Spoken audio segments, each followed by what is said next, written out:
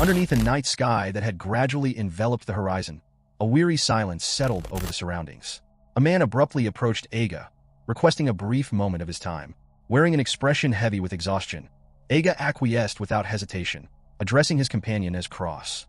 Shortly thereafter, the two stood side by side before the bar counter, surrounded by the ambient atmosphere of the establishment. Cross was the first to break the quiet, reflecting with a sense of wonder on their journey.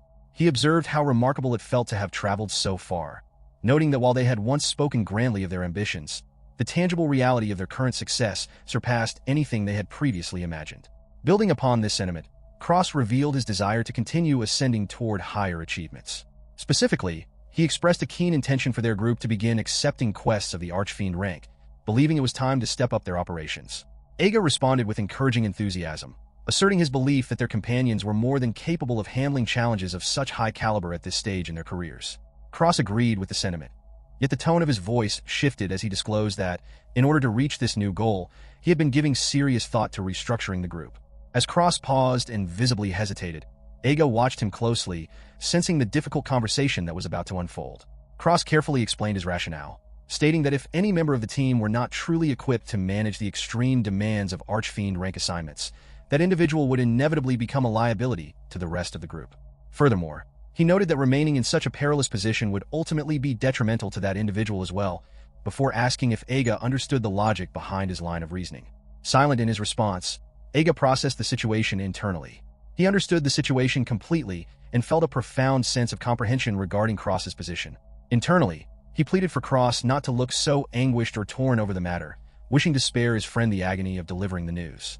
With visible reluctance, Cross formally apologized to Aega and announced that he would have to request his immediate departure from the party. Rather than reacting with shock or resentment, Aega simply offered a gentle smile, having fully anticipated this outcome long before the words were spoken. The path that led to this moment had begun 6 years prior within the halls of the Magic University. At that time, an energetic and boisterous Cross had called out to Aega, eagerly proposing that the two of them form an adventuring party together. Cross had passionately insisted that together, they possessed the potential to rise to the very pinnacle of the adventuring world.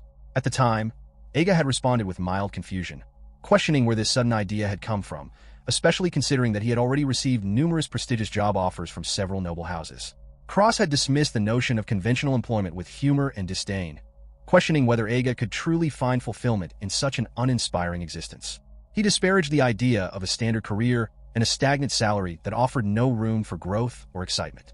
With eyes glowing with intense determination, Cross had declared that a predictable life was entirely unsuited to his nature, adamantly refusing to follow a predetermined path laid out by others because he found such a life thoroughly dull. Aega had burst into laughter at Cross's impassioned speech, prompting an embarrassed and loud reaction from Cross, who demanded to know what was so funny. Still chuckling, Aega had brushed it off as nothing, though in truth, he recognized that his own inner desires aligned closely with those of Cross. Deep down, Aega shared the exact same mindset. He had no wish to be bound to the service of royalty, tied to specific lands, or trapped in repetitive, soul-crushing labor simply for the guarantee of a monthly wage. Aega yearned for absolute freedom and the opportunity to maximize his personal abilities to their fullest extent. He possessed a strong aversion to becoming bogged down in mediocrity, harboring deep desires for fame, vast fortune, widespread recognition, and the thrill of hearing crowds chant his name in adoration. Yet, despite these grand aspirations, an underlying sense of embarrassment made him quietly view himself as an ordinary nobody who was foolish for harboring such large dreams. Interrupting his internal doubt, Cross had physically grabbed Aega, smiling broadly as he reiterated his firm conviction that the two of them were capable of conquering the absolute peak of the world. Stunned by the overwhelming sincerity and confidence of his peer, Aega felt a reciprocal smile form on his own face before finally agreeing to the proposal, expressing that there was no reason not to venture forth and experience the life of an adventurer.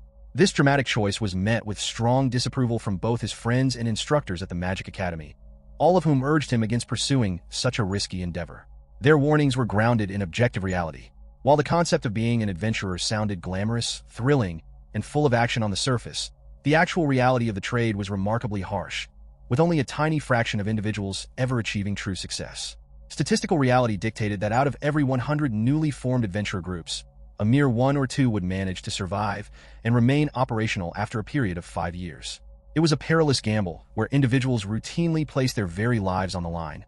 Despite these overwhelming odds, Aega harbored a secret confidence, knowing that their group possessed a genuine, concrete advantage that virtually guaranteed their success. The foundation of this advantage rested upon the incredible, raw latent talent of Cross himself.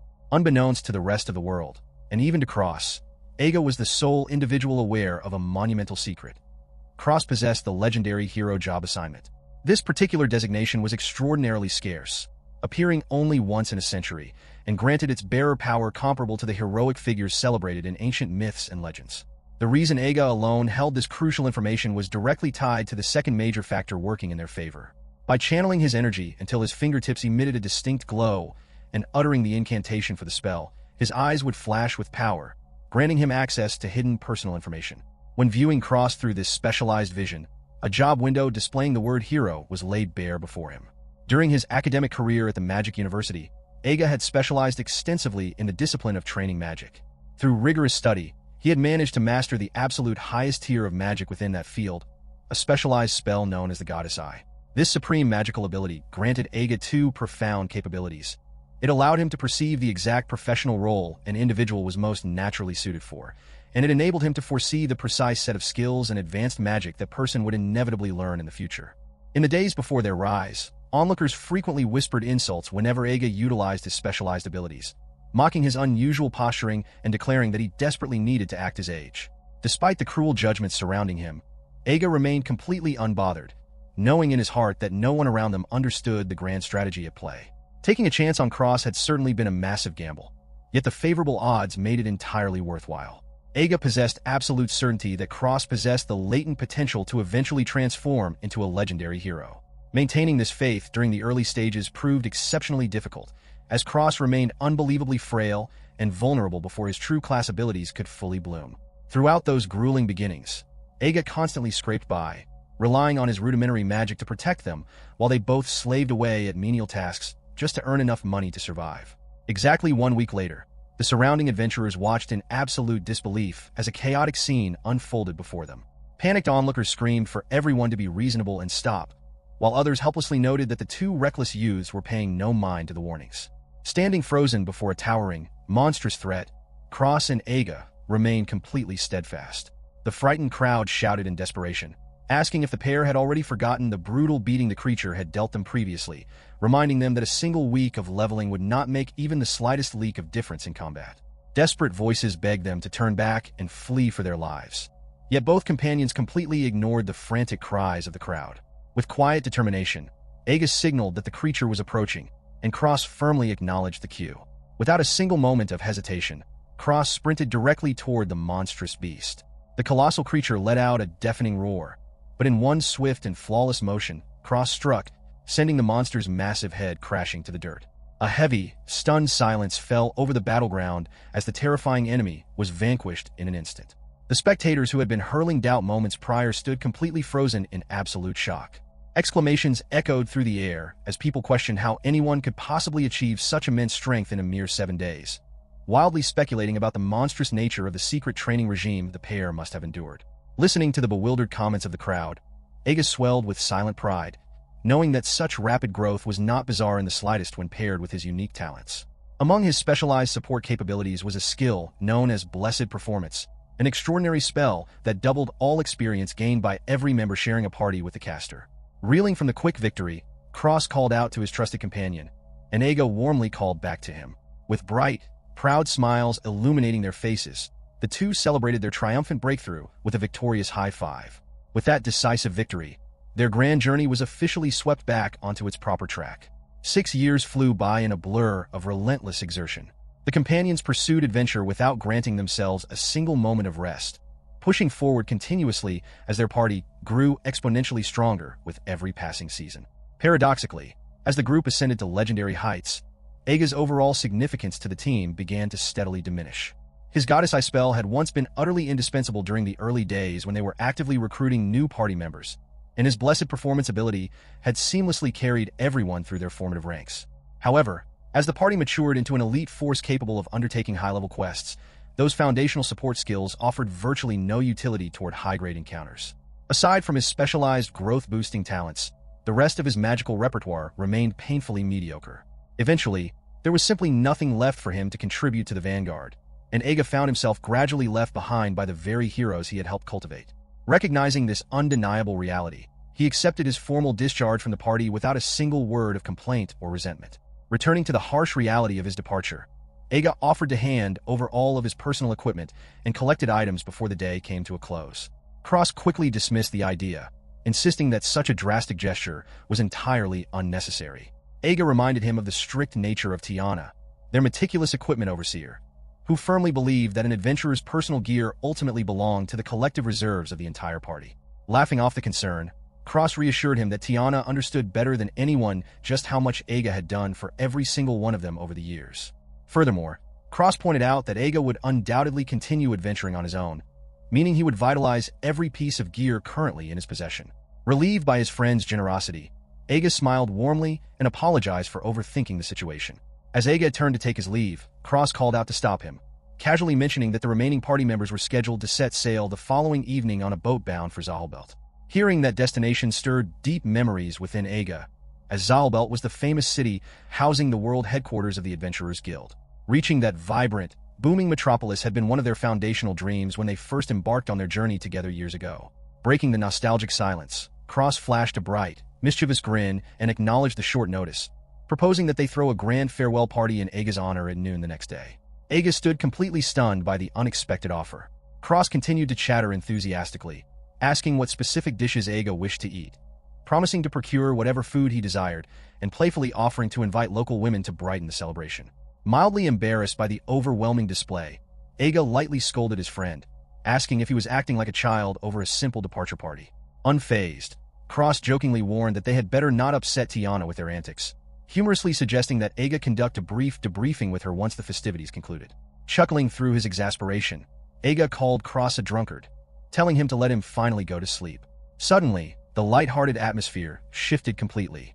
The playful grin vanished from Cross's face, replaced by a profound, serious intensity as he looked directly into Aega's eyes to express his deepest, most sincere gratitude for everything his companion had done. Aega stared back in utter surprise, caught completely off guard by the raw emotion of the moment.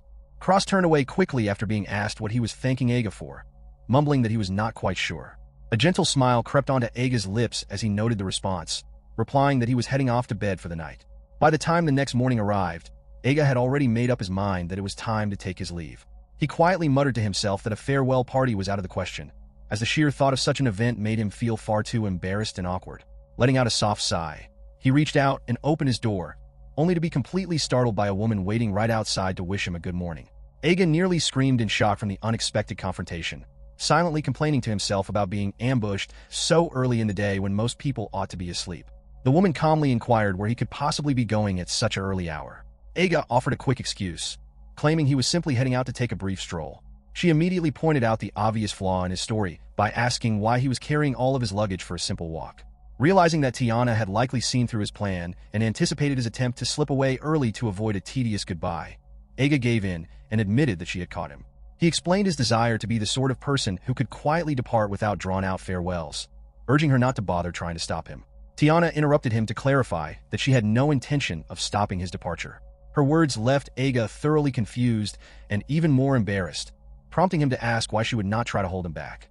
She explained that since he had officially been dismissed from the group, she found it utterly puzzling that Cross had wanted to throw a goodbye party in the first place after cutting him loose. With that, she handed over a thick stack of documents. Puzzled by the sudden mountain of paperwork, Aega asked what all the documents were for. Tiana informed him that she had carefully detailed all the party assets and items being transferred over to him, which now required his official seal to complete the process. Aega suddenly paused, suspecting that Tiana had been standing outside his door for quite a long time waiting for him to emerge. When he pressed her on whether she had been waiting there all morning, Tiana halted and her cheeks flushed with a bright blush. She quickly defended herself by stating that handling the paperwork was a matter of great importance. Aega could only sigh at the situation, thinking to himself that managing Tiana was becoming just as much of a handful as dealing with Cross. He then suggested that they step inside his room to go over the documents in peace. Upon hearing the suggestion, Tiana furrowed her eyebrows as a sudden flush spread across her face. Aega looked at her with genuine confusion, wondering what had caused her reaction. She hesitated, stumbling over her words, which led Aega to sigh once more and adjust the plan, suggesting they use the common lobby instead. Tiana softly agreed to the alternative. Shortly after, the two sat across from one another at a table, Tiana maintained a steady, intense gaze on him as he worked through the papers. Trying to break the heavy atmosphere, Aega recalled a lingering question and asked how things were currently progressing between her and Cross. Tiana offered a blunt, cold response, stating that her personal life was no longer any of his business. Aega quietly acknowledged the harsh truth of her words, muttering to himself that he had just been fired from the team after all. Tiana suddenly slammed her hands onto the table in frustration, raising her voice to clarify that his termination was not the point. She reminded him forcefully that he was the one who had ended their relationship, so there was no reason for him to pry into her personal affairs anymore. Startled by her outburst, Aega nervously urged her to calm down and keep her voice lower so as not to wake up the rest of the building. Tiana pouted slightly, pulling back to sit in her chair while casting shy glances at him as he returned his attention to signing the documents. Breaking the quiet moment, Tiana asked him directly what he planned to do once he officially departed. Aega paused to reflect for a moment before replying that he would likely start over from scratch by finding a new group of adventurers to join and continue his journey. Tiana cut him off once more, offering her blunt perspective that she did not believe he should continue down the path of an active adventurer. Aega gasped in visible annoyance at her blunt assessment. Tiana pressed on, explaining that his ability to train and support others was second to none. She acknowledged that every single member of their party owed their immense strength and growth directly to his guidance, adding that she was deeply grateful to have shared a party with him for that reason alone. She began to fidget nervously before softly expressing her genuine thanks to him. Aega felt a sudden pang in his heart at her heartfelt expression of gratitude, silently repeating her name in his thoughts. However, Tiana firmly continued her point, stating that while his training talents were extraordinary, his actual combat effectiveness had reached its limits. Pain washed over Aega's face as he slammed his hand onto the table, defensively arguing that he could not possibly know his limits for sure unless he kept trying. Tiana interrupted him again, raising a doubtful question about whether he truly believed that. Aega sank back into his seat as his anger faded into a sad realization. Deep down, he knew that Tiana was entirely correct. He had already reached the absolute peak of his personal combat potential, a harsh reality he was more acutely aware of than anyone else. To make matters worse, he was already 27 years old, far too old to be clinging to vague hopes about untapped potential. He realized that joining a new party would only repeat the same painful cycle. He would use his exceptional training abilities to elevate a new group of companions, only to eventually lag behind them, get pushed out of the group, and be forced to search for another party all over again. He saw himself continually holding his companions back in a relentless, exhausting loop. A low, self-deprecating laugh escaped his lips as he whispered to himself that he was completely out of options for his future. Tiana looked at his defeated expression with deep empathy. She gently asked him to forgive her if her next words sounded strange, explaining that as a fellow companion whose life and capabilities he had elevated, her only true wish was for him to finally find genuine happiness. Tiana handed him a file, asking if he would be willing to take it from her. As he began to read through the contents of the document, Aega casually asked what it was, wondering if it was just another breakdown of item allocations. However, as his eyes swept over the details, they widened in utter disbelief. He exclaimed in sheer shock, questioning the mention of territory and demanding to know what the 2,500 units written on the paper actually meant. Tiana explained that he should view the gift as his formal severance pay. She gently reminded him that being an active adventurer was not the only path available to him in life, suggesting that he might consider establishing himself as the lord of his very own land instead. At the busy harbor of Label, Aega sat quietly by the edge of the docks, watching the water while carrying the heavy weight of his uncertain future. He let out a long, deep sigh, reflecting on the fact that he really had no other practical choices left to pursue. He wondered how anyone in his position could possibly refuse such an offer, as it seemed absurd to simply say no to becoming the lord of his own land. Before he could process his thoughts any further, a sharp giggle shattered the quiet atmosphere, followed by a loud voice declaring that he had finally been found. A young woman shouted out to him with playful mock, teasing Aega about being fired from the group after proving to be nothing more than dead weight. She mockingly asked how he was doing, adding that Cross had been actively looking for him across the town. She then burst into uncontrollable laughter as she revealed that Cross was actually hoping to throw him a big farewell party. Annoyed by her relentless teasing, Aega grumpily told her not to inform Cross that she had spotted him. As he looked at her, he inwardly recognized her and her silent companion as two of his former teammates. The loud girl was Emma, a master healer whose talent was essential to any top-tier adventuring group. Standing beside her was Derry, the party's steady frontline defender who was remarkably quiet outside of combat and tended to follow Emma wherever she went. Emma continued her harsh critique, stating that it was only natural for the weak to be weeded out of an elite group. She pointed out that while Aega had been struggling without making any real progress, the rest of the team had constantly been forced to hold themselves back just so he could keep up. She asked if he had ever bothered to consider how much of a burden he had been to them all along. Aega offered no response, remaining completely silent under her painful verbal attack. Seeing that Aega was refusing to react, Emma pouted in frustration and pushed her argument even further. She declared that neither Cross nor Tiana had possessed the heart to actually suggest kicking him out, accusing Aega of taking advantage of their kindness just to leech off the team for as long as possible. She labeled his behavior as thoroughly ruthless. Before she could say another word, a stern voice cut her off. Derry called out her name, firmly stating that she had said more than enough. He effortlessly picked her up to physically carry her away from the docks. Emma glared at him in anger, kicking her legs and demanding that Derry let her go immediately. Unbothered by her squirming, Aega calmly asked if she was finally done talking, noting that his ship was getting ready to depart. Emma quickly regained her smug expression, laughing as she pointed out the massive vessel anchored near the harbor. She revealed that she and Derry were also at the docks to inspect their own transport, explaining that they were heading toward the legendary adventurer haven of Zahalbelt aboard the giant ship.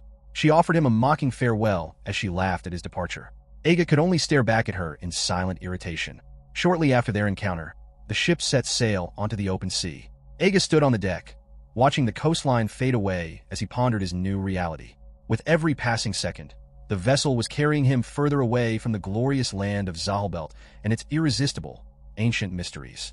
As the reality of his lost adventuring career settled in, a sudden wave of severe seasickness hit him. Feeling nauseous and on the verge of throwing up, he quietly retreated into the sheltered area of the deck, muttering complaints about his delicate stomach.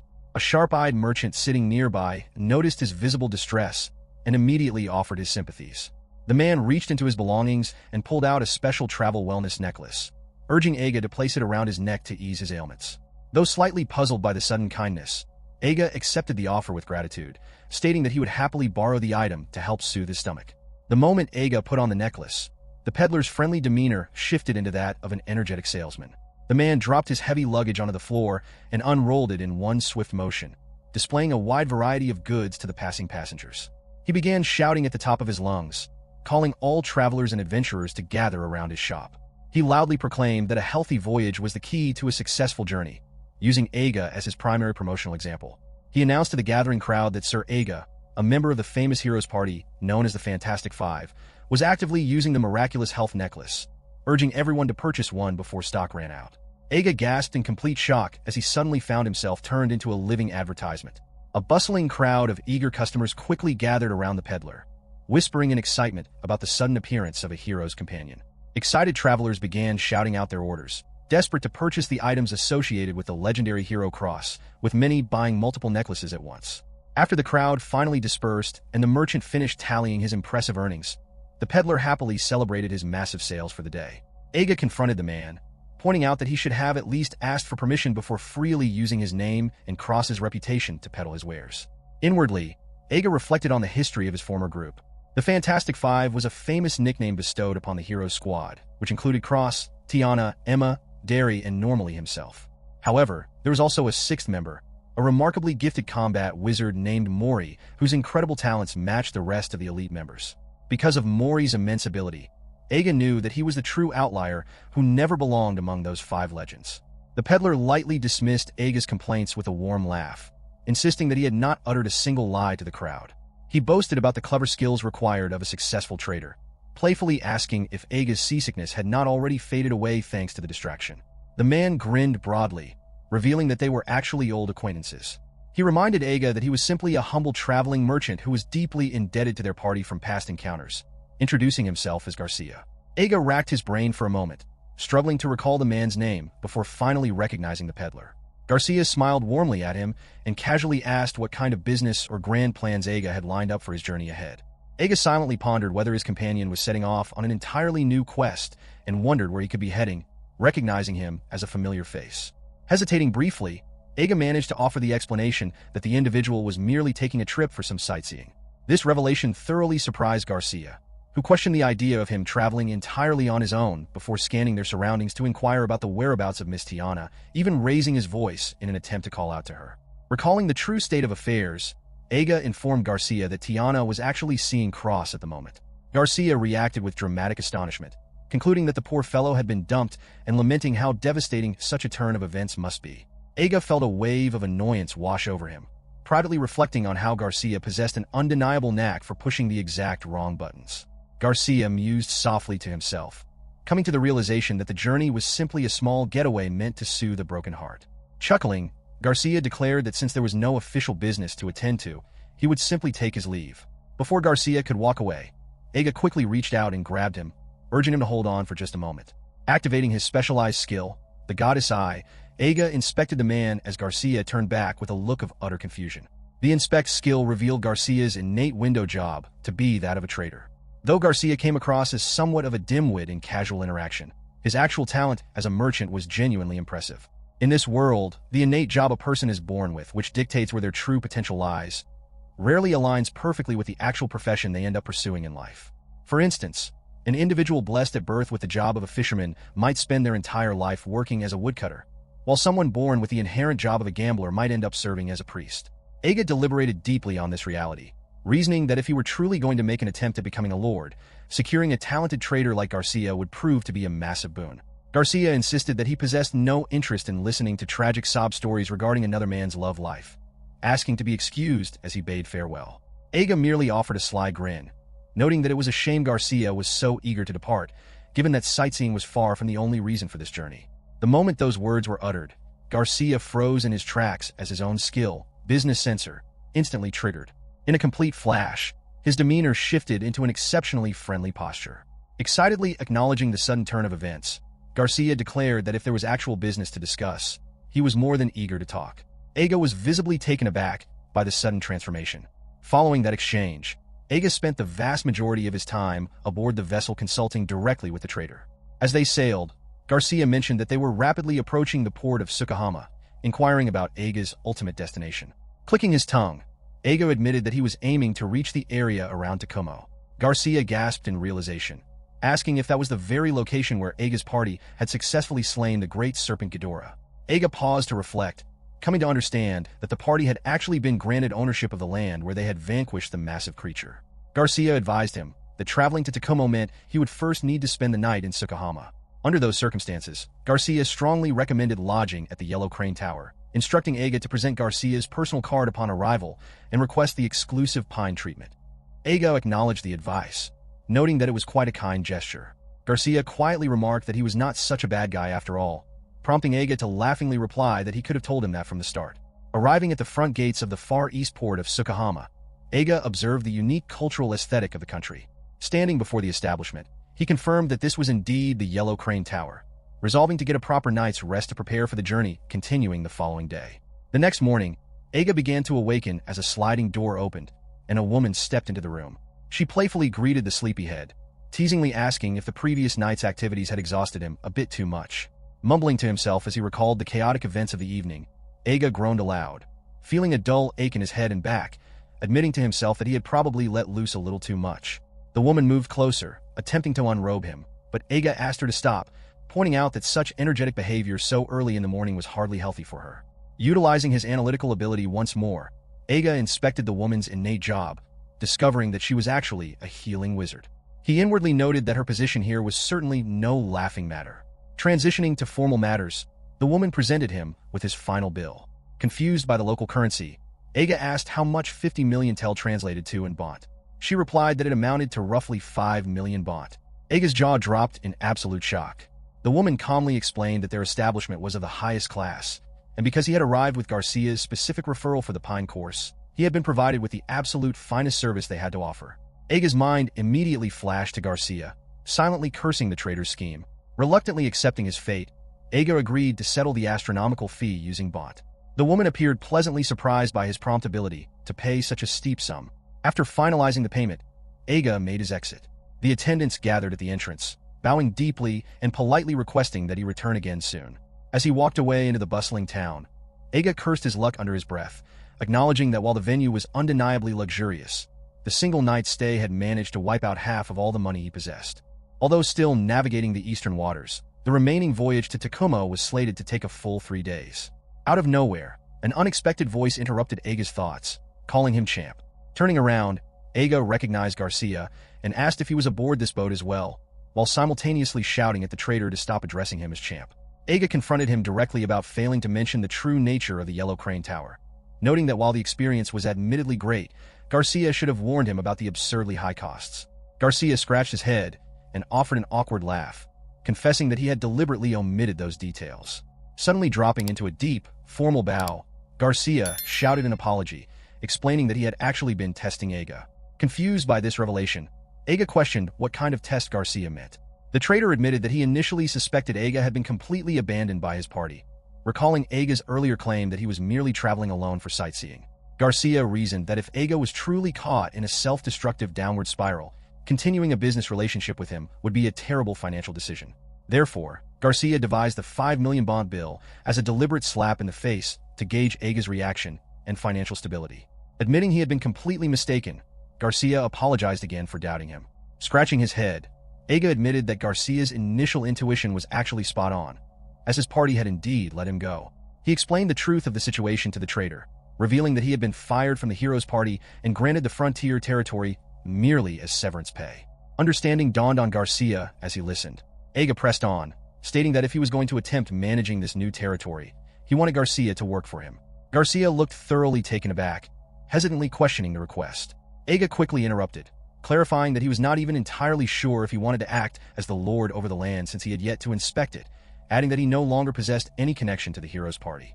However, Aega offered to bring Garcia along if he was interested, reassuring him that it was perfectly fine if he declined, as he was free to disembark the vessel wherever he pleased. Garcia lapsed into complete silence. The traitor offered no response, and the two men did not speak another word to each other for the remainder of the journey. Aega reflected that the cold shoulder was hardly surprising, considering his inherent social value had essentially hit rock bottom after leaving the prestigious hero's party. 3 days later, Aega let out a weary sigh as he finally stepped off the boat, acknowledging his arrival at the far eastern frontier of Tokumo. Looking around, he found the port completely deserted, littered with abandoned vessels and lined with ruined houses along the shore, leaving the entire area in total desolation. Stunned by the decay, Aega privately questioned how this could possibly be the port, noting its utterly shambolic state. The official documentation provided by Tiana indicated that his territory began right at this harbor. As he took his very first step forward, the dilapidated wooden floor cracked under his weight, trapping his foot. Aega mused anxiously that if the entry port was already such a rundown mess, the state of the rest of his domain promised to be even worse. Unexpectedly, a voice chimed in, remarking on the port's rough shape and offering a hand. Aega looked up to see Garcia standing there. Smiling, Aega accepted the offered hand and pulled himself free. Garcia remarked that an adventurer attempting to become a feudal lord sounded like the beginning of an entertaining story.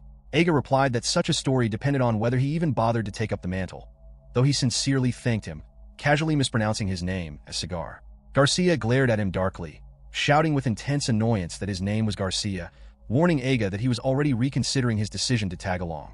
Groaning at the traitor's reaction, Aega urged him to slow down.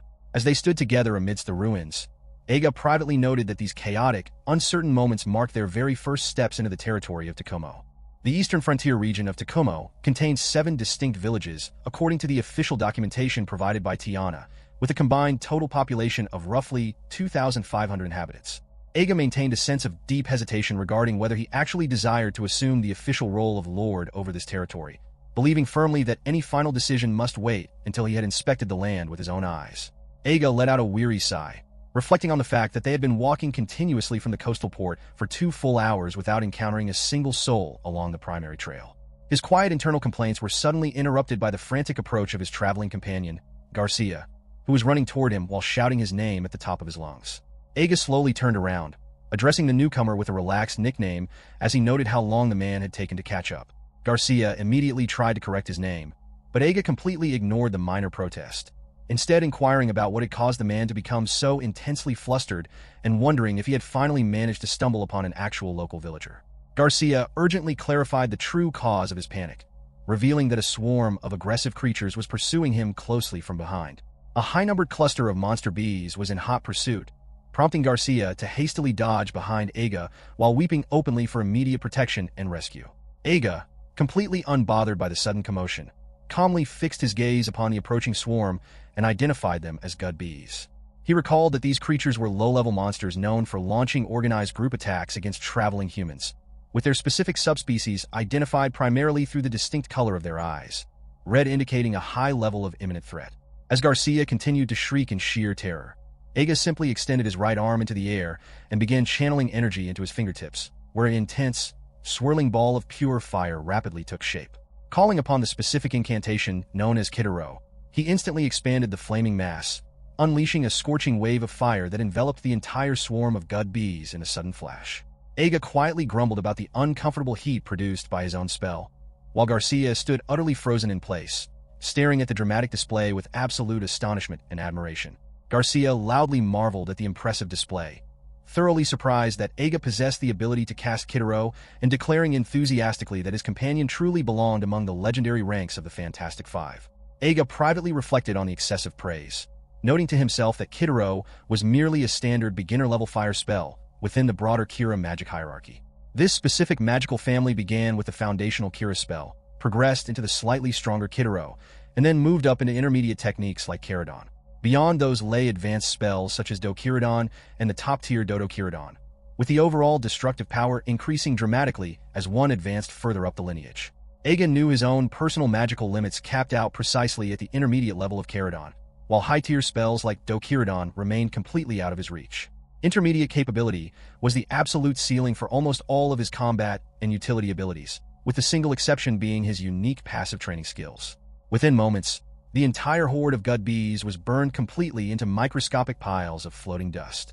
Aega turned to his companion, asking with a hint of sarcasm if the man had truly been that terrified of simple low-level insects. Garcia let out a sheepish, nervous laugh, pleading with Aega not to tease him so harshly since he was, after all, nothing more than a fragile, non-combatant traitor. Aega quietly muttered under his breath that the word feeble applied far more accurately to Garcia's intellect than his physical frame. At that exact moment, a soft, ethereal light began to emanate from Garcia's entire body. The bewildered traitor looked down at his own radiant aura in complete confusion, asking what was happening to him. Aega brushed the phenomenon off dismissively, assuring him that it was nothing worth worrying about while privately acknowledging that Garcia would likely not need to fear weak monsters like gud bees for much longer. As Garcia continued to stare at his own hands in utter perplexity, Aega processed the hidden mechanics behind the transformation in his thoughts. His own passive training skill, known as Blessed Performance, granted any nearby individual double the standard rate of experience gained simply by proximity. Even though Garcia had not officially entered into a formal employment contract with him, the broad sensitivity of Aega's passive abilities meant the trader was already benefiting from the passive growth aura. If nothing else, this unique effect served as a quiet reminder to Aega that he remained a genuinely first-rate trainer.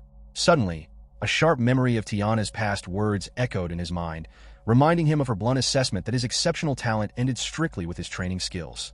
Aega offered a faint, amused smile to himself, silently admitting that Tiana's harsh evaluation had been completely spot on.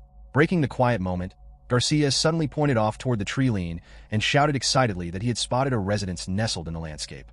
The structure in question appeared extremely small, compact, and completely weathered down by the elements. Aega immediately voiced his skepticism, remarking that the frail wooden building looked far more like a tool shed than a proper human home. Garcia passionately disagreed, insisting that it was a fine and welcoming cottage, but Aega held his ground, plainly repeating his assertion that it was merely a storage shed.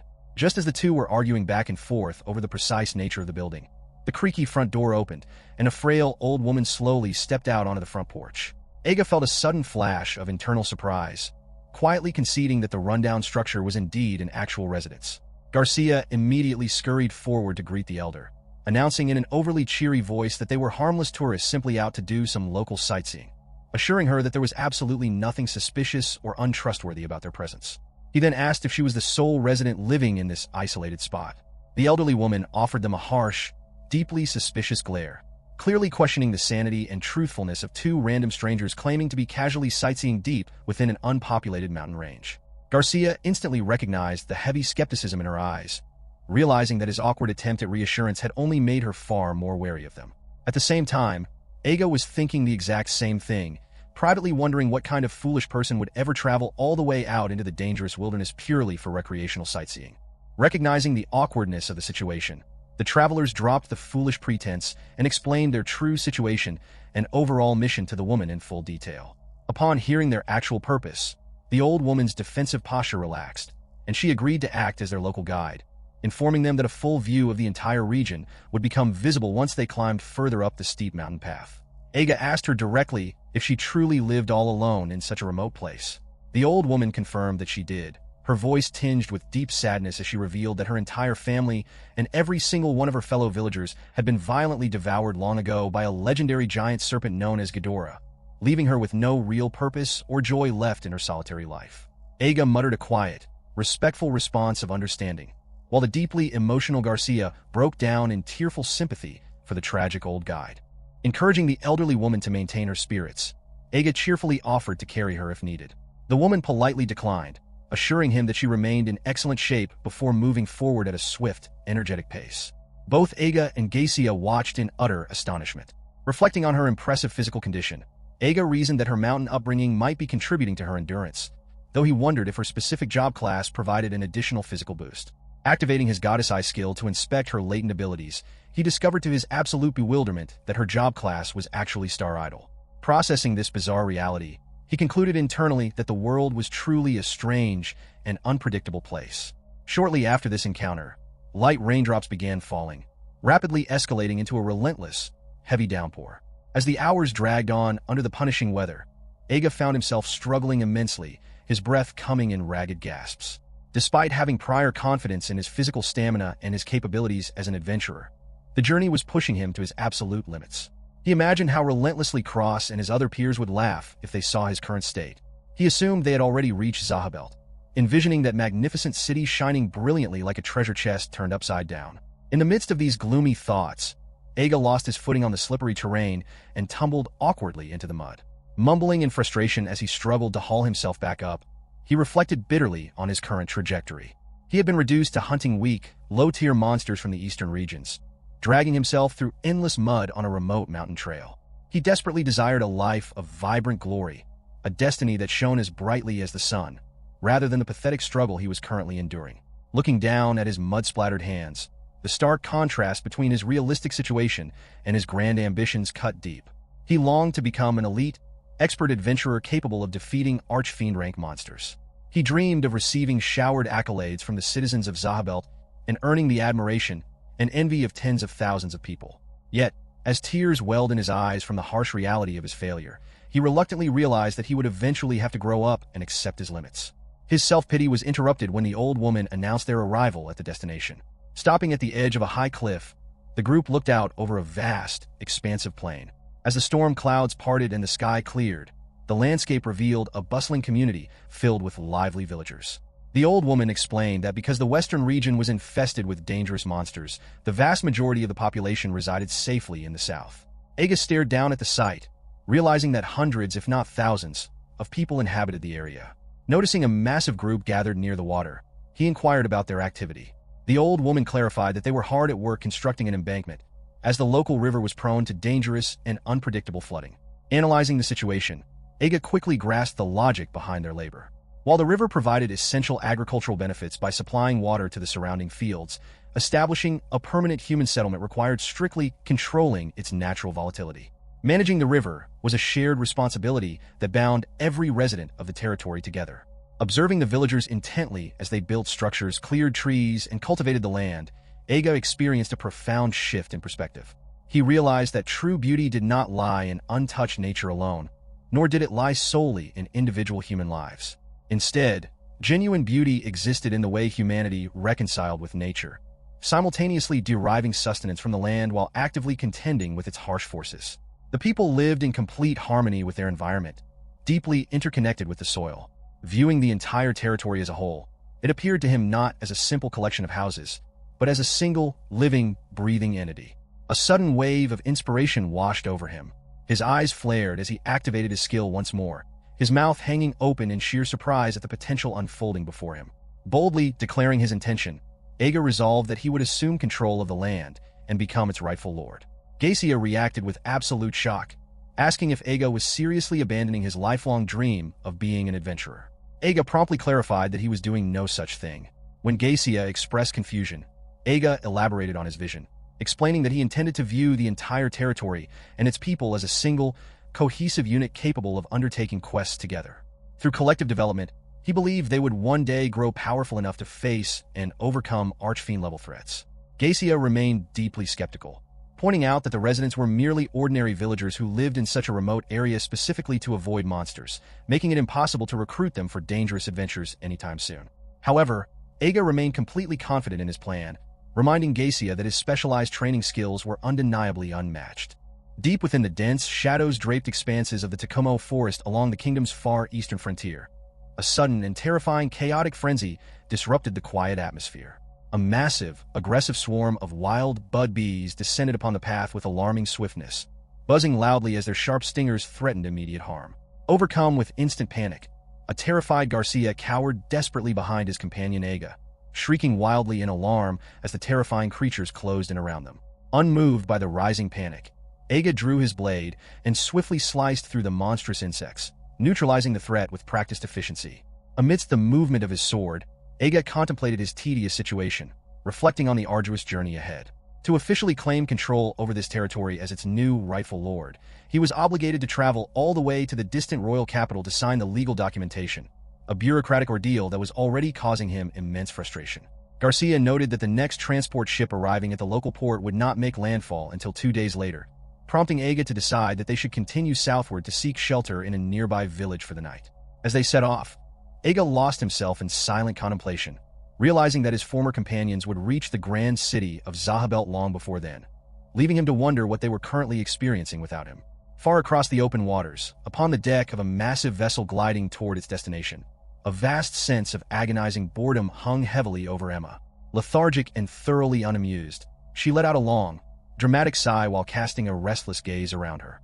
In her mind, she reasoned that whenever a girl as strikingly gorgeous and intellectually gifted as herself requested a simple cup of tea, attendants ought to be rushing over in eager anticipation to serve her. She attempted to capture the attention of her companion, Tiana, but received no response whatsoever. Glancing over, Emma realized with growing annoyance that Tiana was entirely lost in a deep, faraway daze, completely ignoring her presence.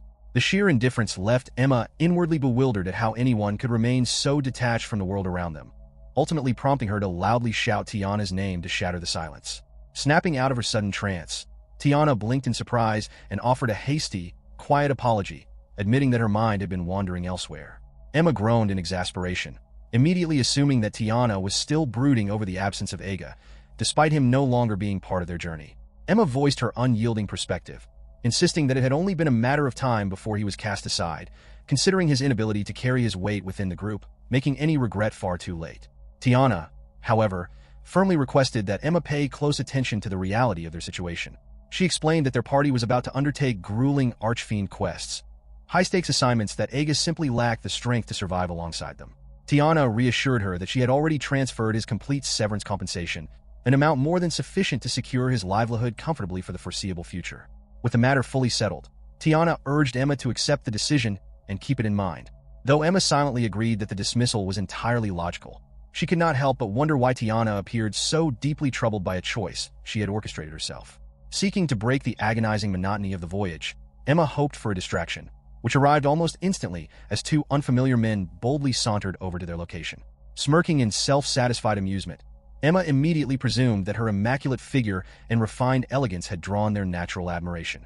Delighted by the opportunity to break her boredom, she dramatically twirled around, warmly offering to join them for tea. However, the men completely bypassed her, directing their enthusiastic attention entirely toward Tiana instead. They openly admired Tiana's stylish spectacles and praised her stunning golden braids, comparing her delicate appearance to that of an exquisite porcelain doll. Tiana responded to their intrusive flattery with cold indifference, while an incensed Emma leapt in outrage, desperately pointing out her own charming chestnut hair and energetic youth in an attempt to reclaim the spotlight.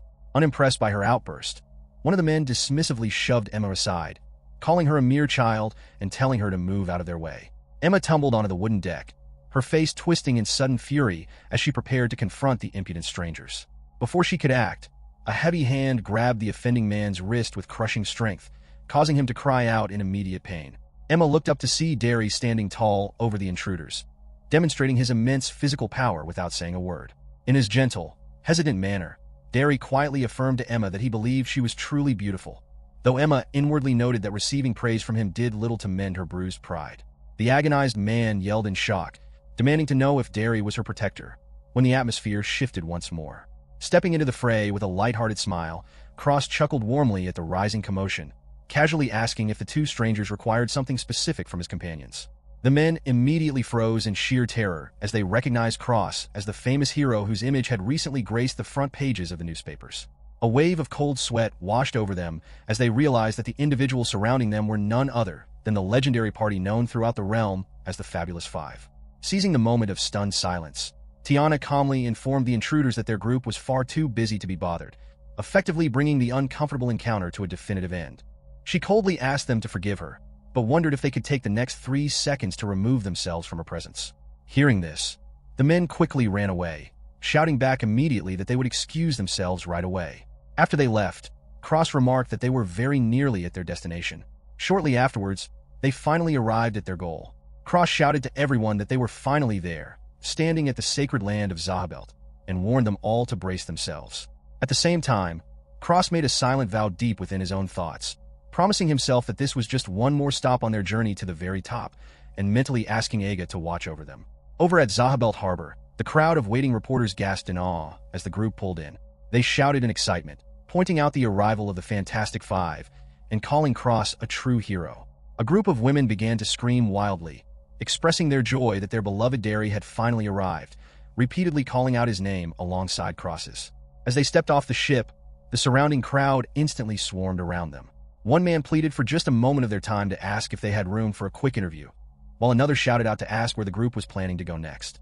Someone else yelled for Cross to look over in their direction, while another fan screamed for Derry to turn their way, begging everyone to look at her. Emma hopped away from the dense crowd to give herself space. She muttered under her breath about what a warm welcome it was, privately thinking about how the two had been completely inseparable since they were just young kids. Because of that long history, she did not really understand why, but Derry had always been extraordinarily popular with the women. A reporter called out to Cross, asking if the hero could look his way. He noted that the Fantastic Five had finally come to Zabel and asked how the party was feeling, if they had anything to add, or if they were totally ecstatic to be there. Cross patted his own chest and answered proudly that no matter where they happened to be, they always took each fight one single step at a time, giving every battle everything they had. The interviewing man looked completely amazed by this response. He followed up by asking if coming all the way to Zahabel meant they were finally going to start taking on Archfiend quests, eagerly asking for any further comments. Cross answered that the man was correct, stating that he did indeed have one final comment to make. The surrounding reporters immediately fell dead silent, eagerly waiting for his next words, while Emma stood to the side looking thoroughly annoyed. Cross then loudly declared that this moment was only the very beginning of their grand fight, ending his statement firmly. The reporters instantly began praising him passionately, calling his words incredible, thanking him for his time, and remarking on how amazing and outstanding his statement was. At the exact same time, Emma reflected in her thoughts that Cross truly never changed at all, remaining as completely empty-headed as ever. However, she conceded in her mind that if shallow words were all the press really wanted to hear, then shallow words were all they were going to get. Just then, another reporter stepped forward and asked if the hero could answer one more quick thing. He brought up the fact that his party was known as the Fantastic Five, but pointed out that it looked as though they were currently down a man, asking if there might be some kind of internal party trouble going on behind the scenes. Cross suddenly went completely silent at the question, and both Tiana and Derry followed suit, remaining totally quiet. Meanwhile, Emma thought to herself that, to be more exact, they were actually down 2 entire members. However, since nobody had ever really noticed Aega when he was actually present in the group, nobody noticed now that he was gone. Suddenly, Tiana stepped in to handle the delicate situation, explaining that their combat wizard, Mori, was currently away on a solo expedition at the moment. She assured everyone that they fully planned to reassemble later on, promising the crowd that there were absolutely no problems within the group. The crowd of reporters began whispering and murmuring among themselves. One reporter agreed that Mori was widely said to be a genius, while another man replied that being the youngest member by a wide margin and going on a solo expedition was simply insane. Emma thought to herself that Mori was definitely the true center of the party, and as a natural result, received a massive amount of media attention. She acknowledged in her mind that Tiana had handled the question skillfully and very slyly. However, claiming that there were no problems was an outright lie.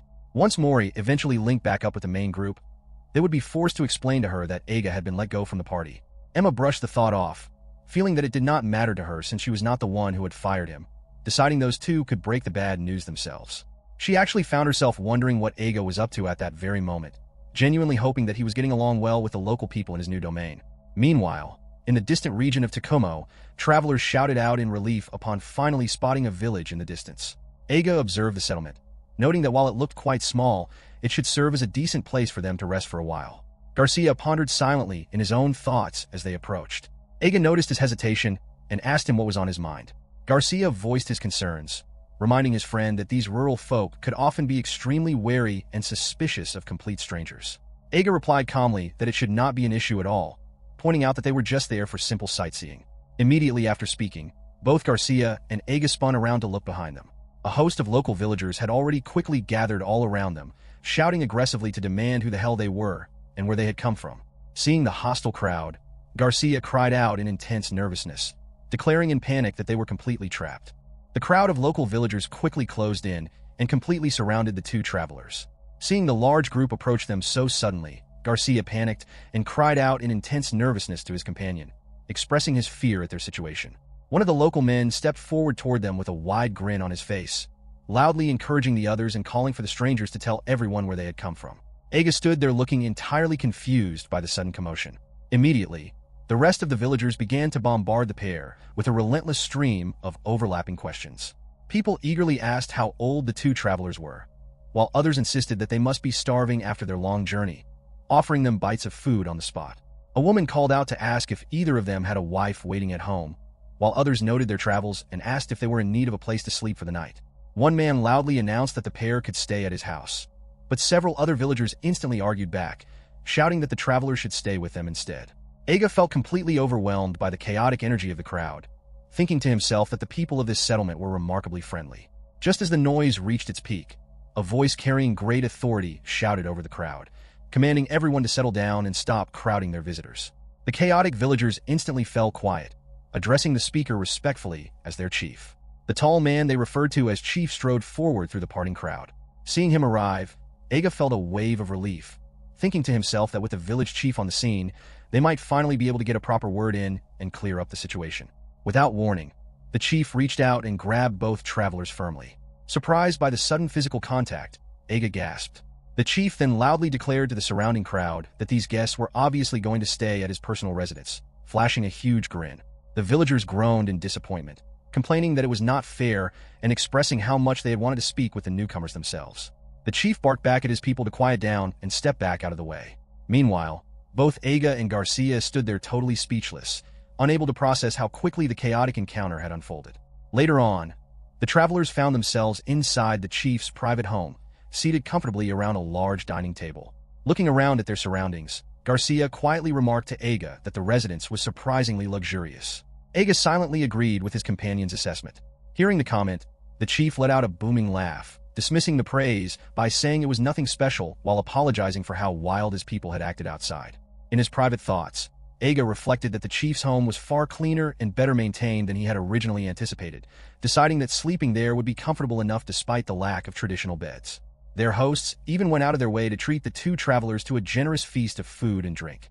Observing the host's household, Aega noticed the chief's wife was exceptionally beautiful, feeling a genuine sting of jealousy toward the older man.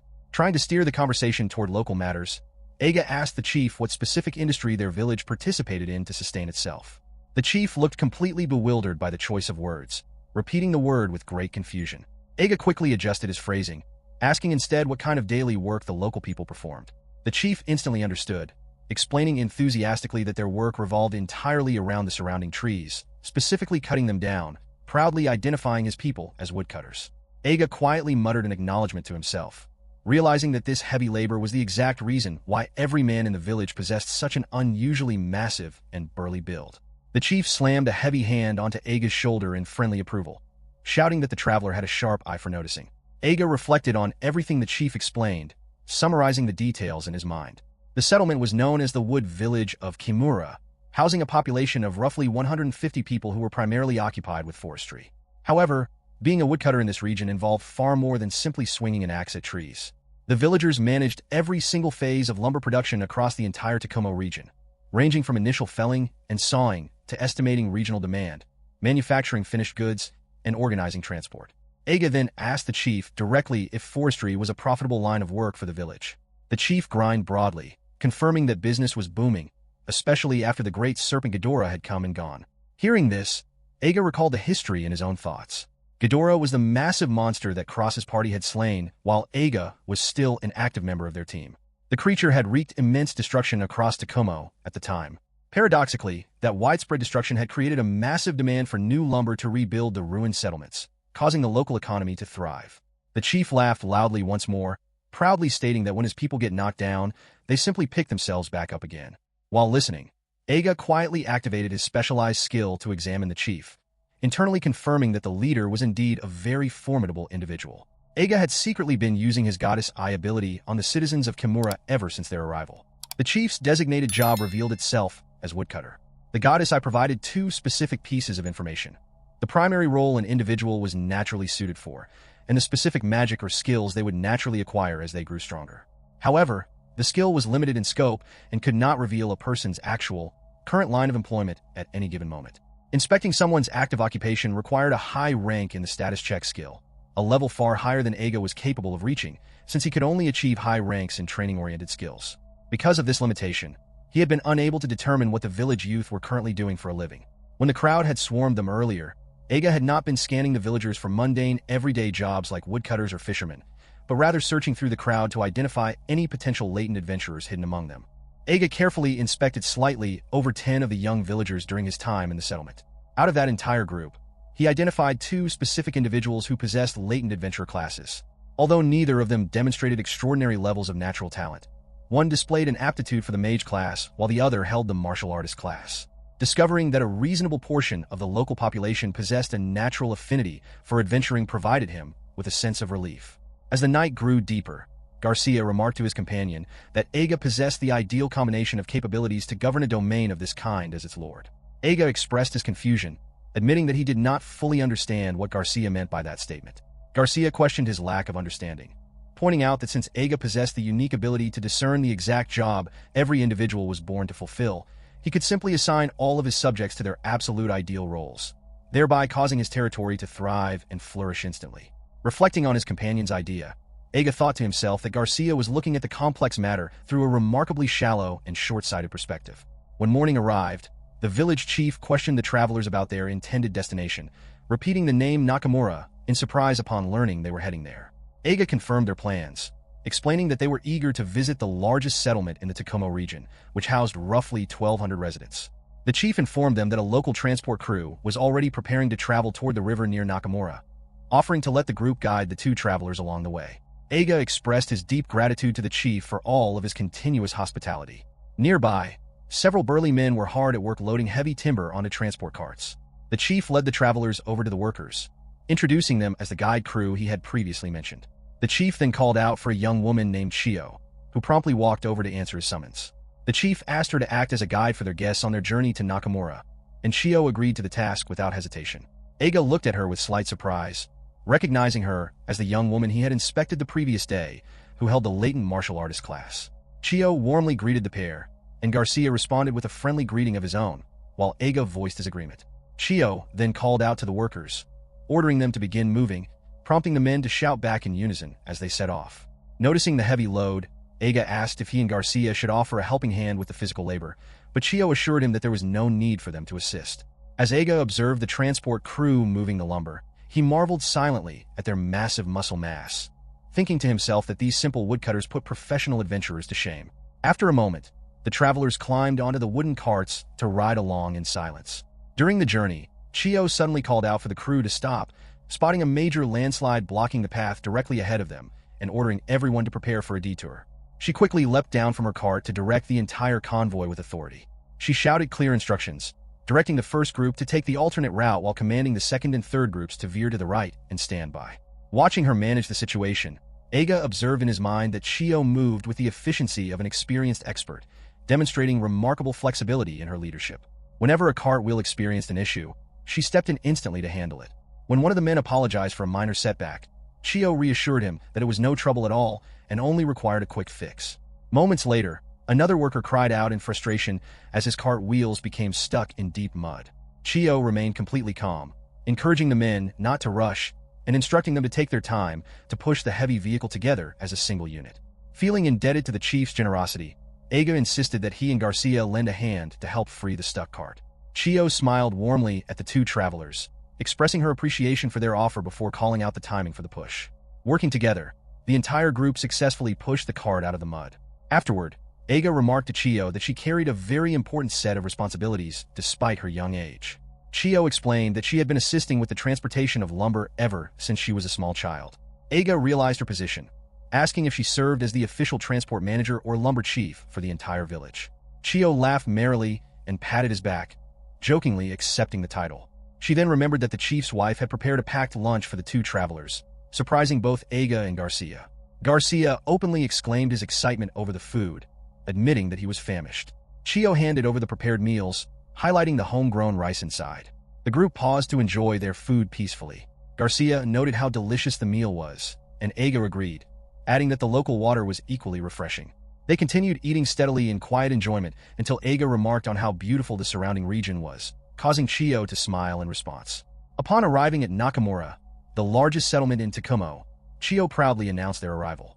Aega apologized to her for making her team travel the extra distance just to guide them, but Chiyo dismissed his concern, explaining that their transport was not on a strict schedule and that the rest of the crew could easily manage the lumber.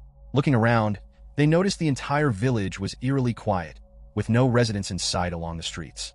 Garcia whispered nervously to his companion that the settlement seemed far more dreary and lifeless than Kimura. Aega agreed with the assessment, asking Chiyo if all the local villagers were currently away building the river embankment. Chiyo clarified that work was not the cause, explaining that Nakamura was simply a very different kind of place compared to their home village. Garcia suddenly pointed toward the nearby houses, spotting several local residents and children along the street. Excited by the sight, he shouted out to the young ones, asking if they would like some chocolate while offering to show them a collection of fun toys he had brought along. Chiyo quickly stepped in to restrain him, warning that a complete stranger should not rush up to the local children so recklessly. Before Garcia could react, the nearby parents scrambled to grab their children, pulling them indoors while casting intense, untrusting glares toward the two travelers. Garcia cried out in dismay at the reaction, while Aega privately reflected on how surprisingly fond of children his companions seemed to be. Chiyo explained that the residents of Nakamura were far more withdrawn and closed off compared to the people of Kimura. She noted that even with a familiar local like her present, the simple presence of outsiders made the villagers extremely vigilant. Observing the tense atmosphere, Aega silently noted that the villagers' behavior seemed less like simple vigilance and more like extreme stranger anxiety. Turning to his companion, Aega brought up their conversation from the previous evening, reminding Garcia of his suggestion that Aega should simply assign every single person to the exact job for which they were naturally suited. Garcia confirmed his earlier statement, prompting Aega to turn to Chiyo with a hypothetical question. He asked if it would be easy to simply relocate one of the local Nakamura residents to Kimura and put them to work as a woodcutter. Chiyo looked confused by the idea, explaining that given how intense and close-knit the men back home were, forcing a random outsider into that work environment would not function smoothly at all. Garcia snapped his fingers as the realization struck him, acknowledging Aega's point that dividing individuals up and distributing them strictly by stats would never work in reality. Aega agreed, explaining that adventure parties functioned under the exact same principles. He posed an example, explaining that if someone wanted to form the strongest party in the world, they might try to gather the 10 strongest swordsmen, the 10 strongest mages, the 10 strongest healers, and build a massive platoon of 100 elite individuals. However, he pointed out that such a concept was entirely theoretical because it relied on every single member actually wanting to cooperate and work together. A functional party was not a rigid, inanimate structure, but rather a living entity that required deep harmony. Aega added that trying to manage an entire territory was exponentially more complex than organizing a small group. If securing cooperation among 5 or 10 people proved difficult, attempting to organize 2,500 citizens simultaneously by treating them as replaceable units would inevitably end in total failure. He stressed that communities and industries depended equally on individual growth and collective cohesion, making balance absolute key. Garcia conceded that managing a land was clearly far more complicated than he had imagined, and Aega nodded in agreement. Chiyo admitted with a light sigh that she could not fully follow their complex conversation, worrying that the two travelers found her rural homeland underwhelming compared to city life. Aega immediately corrected her, reassuring her that he held the exact opposite view. He expressed his deep appreciation for the Tokumo region, stating that he was genuinely looking forward to living there long-term. Chiyo's face lit up with a bright smile as she asked if he was serious. Aega confirmed his intent, sharing his plan to build a permanent home upon his return and asking if he could rely on her team to supply the necessary lumber. Chiyo enthusiastically agreed, declaring their arrangement a firm promise. With their agreement set, the travelers parted ways with Chiyo and set off on the road toward the capital. As they trekked through the wilderness, Aega began to groan in discomfort, complaining about the freezing cold and admitting how much he missed the comfortable futon from the chief's home. He openly grumbled about his hatred for rough camping and expressed a desperate desire for a warm meal. Garcia quietly urged his friend to keep the complaints down, while Aega resolved in his own mind that he would build a luxurious, comfortable residence fit for a lord as quickly as humanly possible.